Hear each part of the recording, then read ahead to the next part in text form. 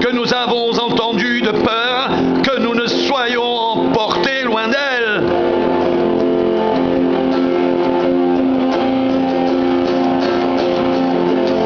Car si la parole annoncée par des anges a eu son effet, et si toute transgression et toute désobéissance a reçu une juste rétribution, comment échapperons-nous en négligeant un si grand salut? Le salut annoncé d'abord par le Seigneur nous a été confirmé par ceux qui l'ont entendu, Dieu appuyant leur témoignage par des signes, des prodiges et divers miracles, et par les dons du Saint-Esprit distribués selon sa volonté.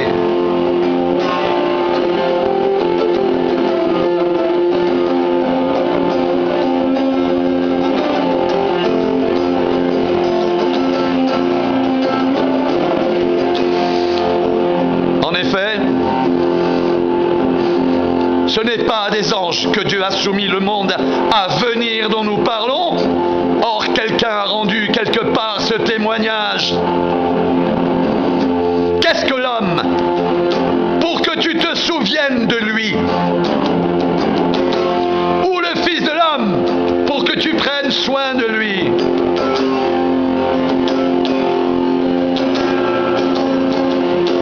Tu l'as baissé pour un peu de temps au-dessous des anges. Tu l'as couronné de gloire et d'honneur. Tu as mis toutes choses sous ses pieds. En effet, en lui soumettant toutes choses, Dieu n'a rien laissé qui ne lui soit soumis. Cependant, nous ne voyons pas encore maintenant que toutes choses lui soient soumises, mais celui qui a été abaissé pour un peu de temps au-dessous des anges, Jésus, nous le voyons couronné de gloire et d'honneur à cause de la mort qu'il a soufferte. Ainsi, par la grâce de Dieu, il a souffert la mort pour tous.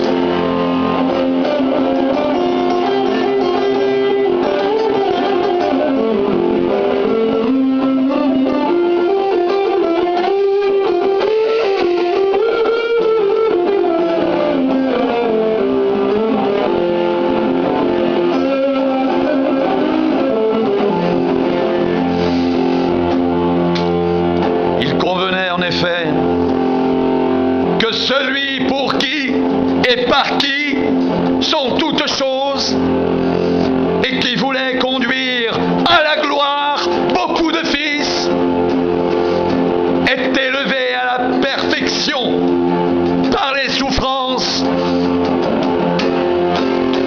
Le prince de leur salut,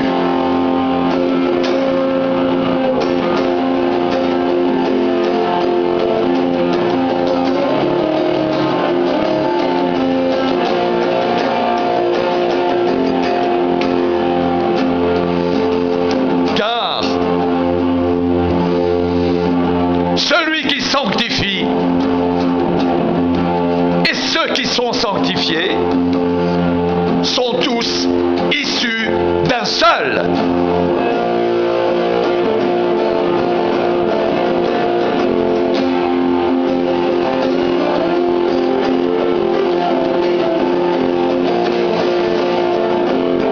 C'est pourquoi il n'a pas honte de les appeler frères lorsqu'il dit: j'annoncerai ton nom à mes frères. Je te célébrerai au milieu de l'assemblée.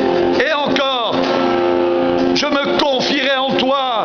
Et encore, me voici, moi et les enfants que Dieu m'a donnés.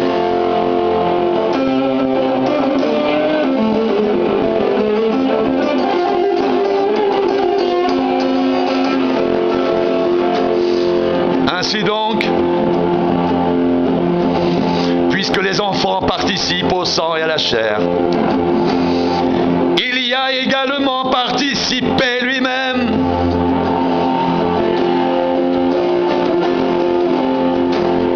afin que par la mort, il rende impuissant celui qui avait la puissance de la mort, c'est-à-dire le diable. Ainsi, il délivre tous ceux qui, par crainte de la mort, étaient toute leur vie retenus dans la servitude.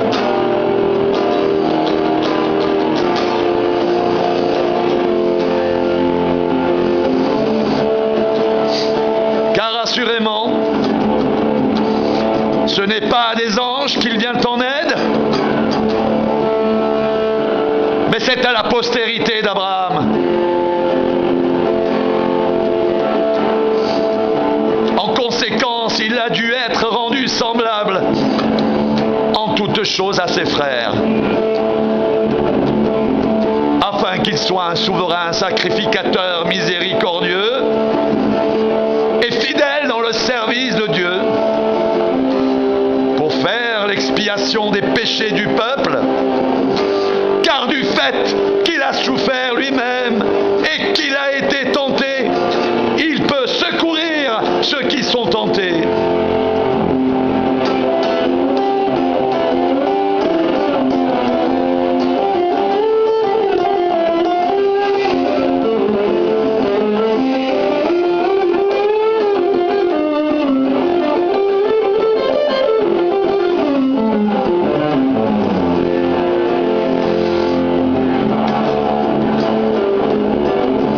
C'est pourquoi, frères saints, qui avaient part à la vocation céleste, considérez l'apôtre et le souverain sacrificateur de la foi que nous professons.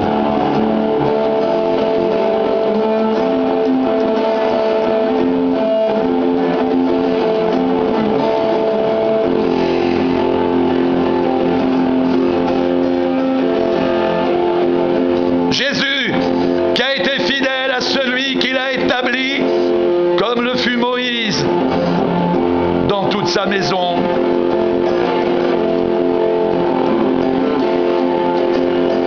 Car il a été jugé digne d'une gloire d'autant supérieure à celle de Moïse, que celui qui a construit une maison a plus d'honneur que la maison même. Chaque maison est construite par quelqu'un, mais celui qui a construit toutes choses, c'est Dieu. Pour Moïse, il a été fidèle dans toute la maison de Dieu, pour rendre témoignage de ce qui devait être annoncé. Mais Christ est comme fils sur sa maison. Et sa maison, c'est nous, pourvu que nous retenions jusqu'à la fin la ferme assurance et l'espérance dont nous nous glorifions.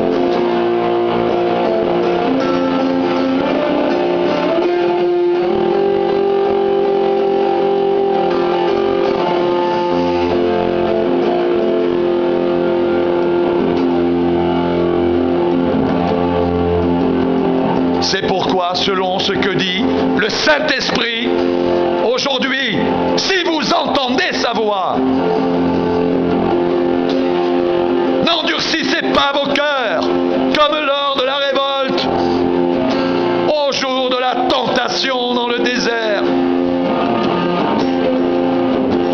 où vos pères me tentèrent pour m'éprouver, et ils virent mes œuvres pendant 40 ans.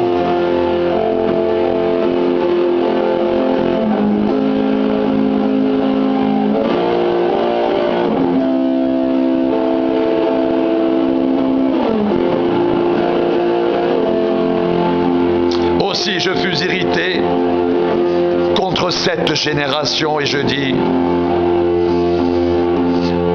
ils ont toujours un cœur qui s'égare. pas connu mes voies. Je jurai donc à ma colère, ils n'entreront pas dans mon repos.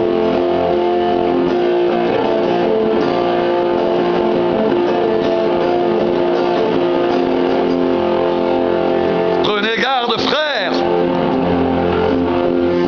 que quelqu'un de vous n'ait un cœur mauvais et incrédule, au point de se détourner du Dieu vivant.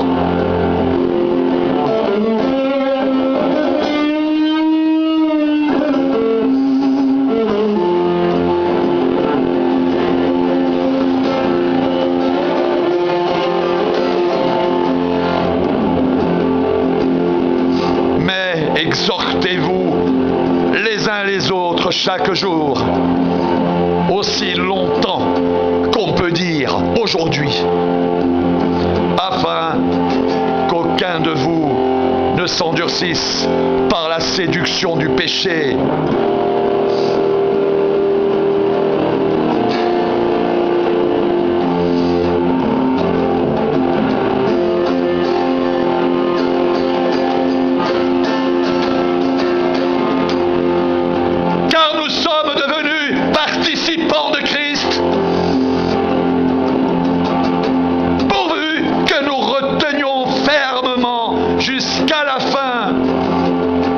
L'assurance que nous avions au commencement.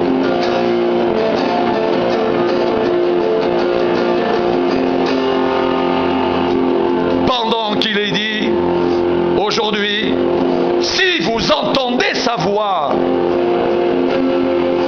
n'endurcissez pas vos cœurs, comme lors de la révolte.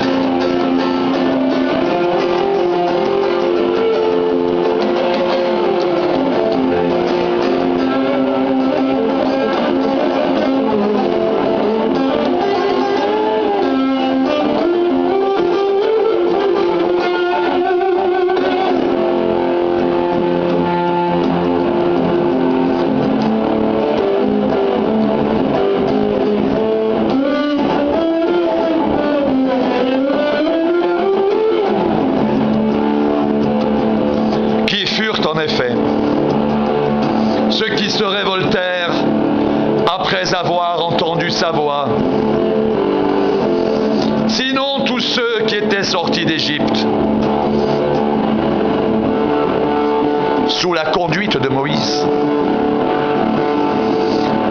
et contre qui Dieu fut-il irrité pendant 40 ans, sinon contre ceux qui péchèrent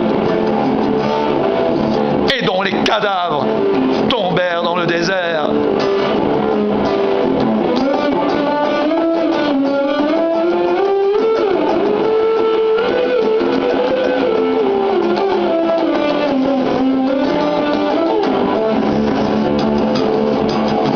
Et à qui jura-t-il qui n'entrerait pas dans son repos?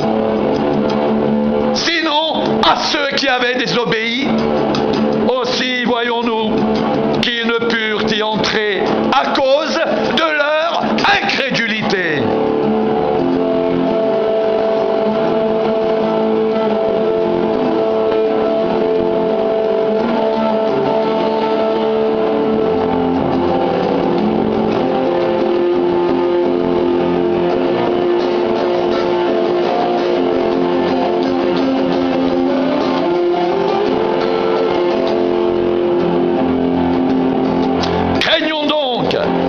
Tandis que la promesse d'entrer dans son repos subsiste encore, qu'aucun de vous ne paraisse être venu trop tard.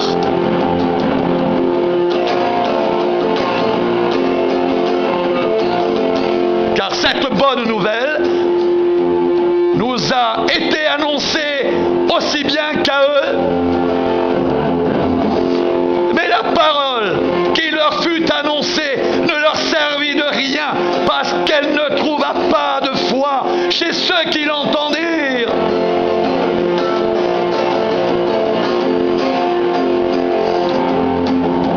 Pour nous qui avons cru, nous entrons dans le je jurai dans ma colère, ils n'entreront pas dans mon repos.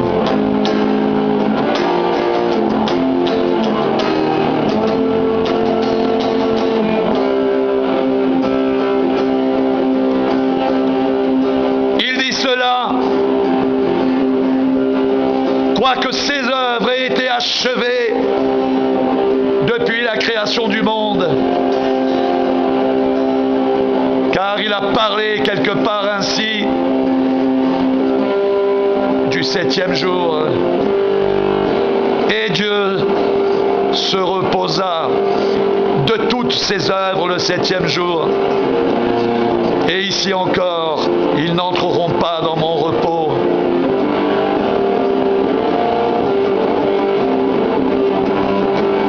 Or, puisqu'il est encore réservé à quelques-uns d'y entrer, et que ceux à qui d'abord la promesse a été faite n'y sont pas entrés à cause de leur désobéissance, Dieu fixe de nouveau un jour, aujourd'hui, en disant dans David, bien longtemps après, comme il est dit plus haut, aujourd'hui, si vous entendez sa voix, n'endurcissez pas vos cœurs.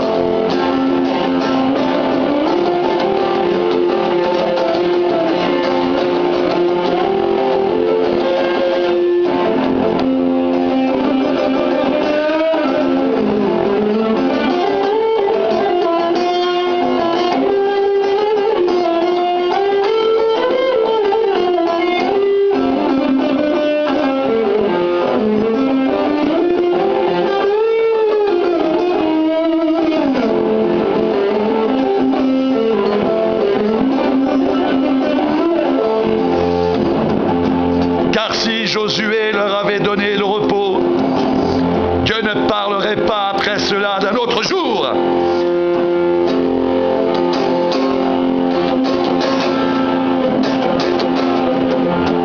Il y a donc un repos de sabbat réservé au peuple de Dieu.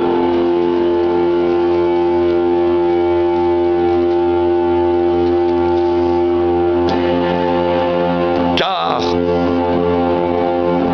celui qui entre dans le repos de Dieu se repose de ses œuvres comme Dieu s'est reposé des siennes.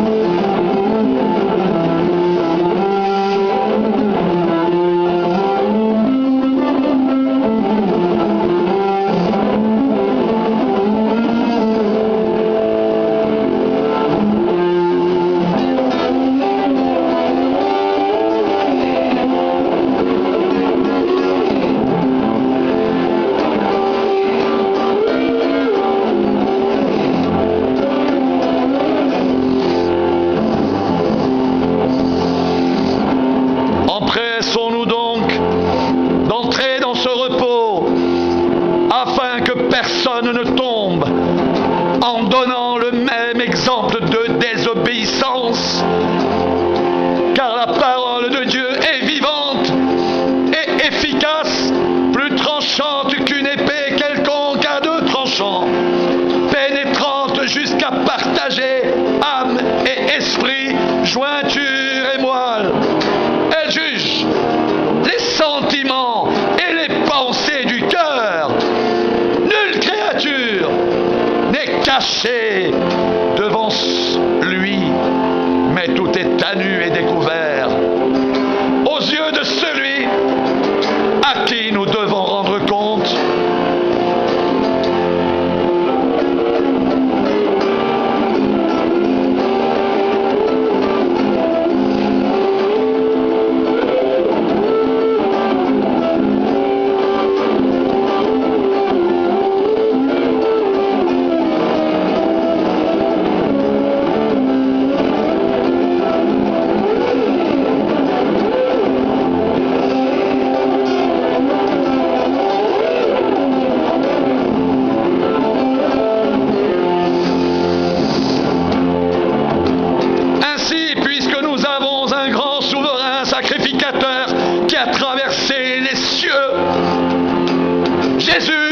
le Fils de Dieu,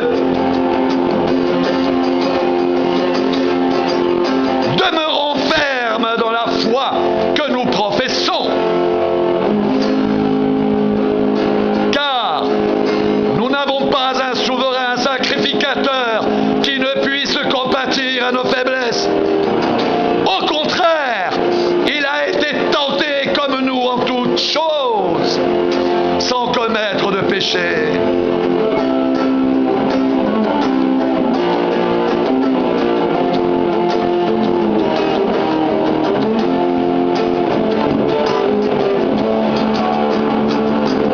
Approchons-nous donc avec assurance